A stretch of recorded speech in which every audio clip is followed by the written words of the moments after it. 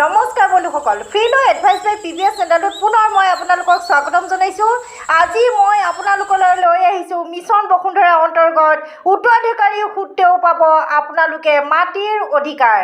আহকচোন কেনেকৈ পাব এই বিষয়ে জানি থওঁ অকণমান। হয় বন্ধুসকল, আপোনালোকৰ যদি পৈতৃক মাটি বা বংশানুক্ৰমিকভাৱে অহা মাটি যদি কোনোবাই বিক্ৰী কৰা নাই, আপুনিও পাব সেই মাটিৰ অধিকাৰ।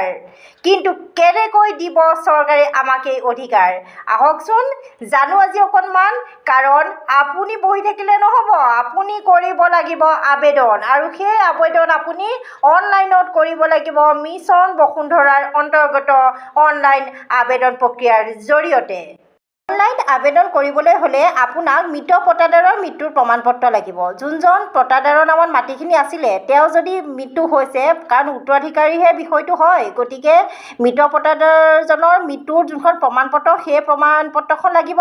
লগতে লাগিব আপুনি যে তেওঁৰ নিকটতম আত্মীয় হয় এই বিষয়ে যোনখন প্ৰমাণপত্ৰ আমাৰ গাঁও, ৱাৰ্ড বা নগৰসমূহৰ কাৰ্যবাহী বিষয়াৰ পৰা ল'ব পাৰি, বা আমাৰ উপায়ুক্ত কাৰ্যালয় DC কোৰ্টৰ পৰাও আপোনালোকে সেই প্ৰমাণপত্ৰখন ল'ব পাৰে। যিখন প্ৰমাণপত্ৰ আমাৰ লিগেল হেয়াৰ বুলিও কয় বা ইচ্ছাপত্ৰ বুলিও কয়, সেইখনো আপোনালোকে তাৰ লগত গাঁঠি দিব লাগিব, য'ত লিখা থাকে মৃত পট্টাদাৰৰ যে আপুনি এজন নিকটতম আত্মীয় সেই বিষয়ে সেই কাগজখনত লিখা থাকে।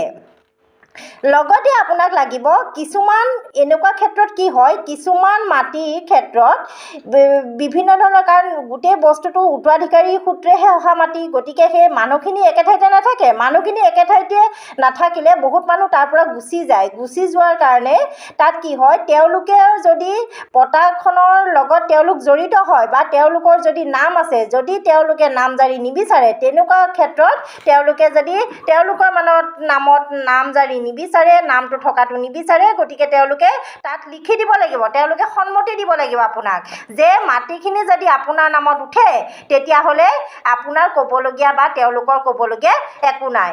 কাৰণ এনেকুৱা ক্ষেত্ৰত কি হয়, দেউতাকৰ মৃত্যুৰ পিছত সেই মাটিখিনি তেওঁৰ ৱাইফৰ নামত বা তেওঁৰ পৰিবাৰৰ নামত বা পুত্ৰ বা সন্তানৰ, বিশেষকৈ আমাৰ ল'ৰা সন্তানৰ নামত মাটিখিনি আহে। কিন্তু এনেকুৱা ক্ষেত্ৰত কি হয়, যদি ককাকৰ নামত মাটিখিনি আছে কিন্তু তাত দেউতাকৰ নামো আছে, বৰ্তাকৰ নামো আছে, খুৰাকৰ নামো আছে, আৰু তেওঁলোক এটা পৰিয়াল ধৰক তাৰ পৰা উঠি গ'ল, আৰু তেওঁলোকে সেই মাটিখিনি ল'ব নিবিচাৰে বা তেওঁলোকে মাটিখিনি উপভোগ কৰি থকা নাই বা উপভোক্তা হিচাপে তেওঁলোক সেই মাটিখিনিত বহি থকা নাই।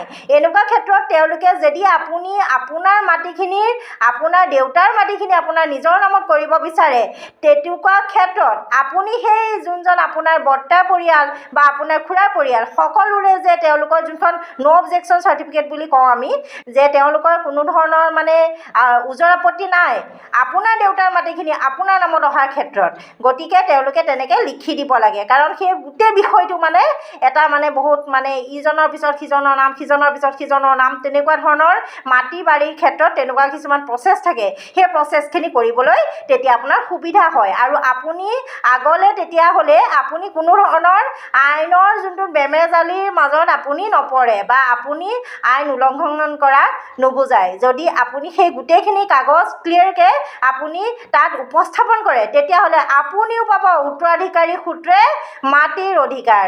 গতিকে বন্ধুসকল, যদি আপোনালোকৰ মোৰ কথাখিনি ভাল লাগিছে, প্লিজ আপোনালোকে মোৰ এই পেজটো ফ'ল' কৰি দিব, আৰু মিছন বসুন্ধৰাৰ অন্তৰ্গত ইউটিউবত মোৰ প্লে'লিষ্টটো লিখা আছে, আৰু তাত মই সকলোখিনি ইতিমধ্যে দি দিছোঁ। আপোনালোকে ছাবস্ক্ৰাইব কৰিব, আৰু তাত চাবচোন আপোনালোকৰ যোনখিনি ক্ষেত্ৰত, যোনটো দফাৰ ক্ষেত্ৰত আপোনাৰ মাটিখিনি পৰিছে, যদি মাটি এতিয়াও আপোনাৰ নামত অহা নাই, তেতিয়াহ'লে আপোনালোকে আবেদন কৰিব। এনেকৈ মই লৈ আহিম আপোনালোকৰ কাৰণে ফ্ৰী লৰ এই বিশেষ সুবিধাটো। ধন্যবাদ।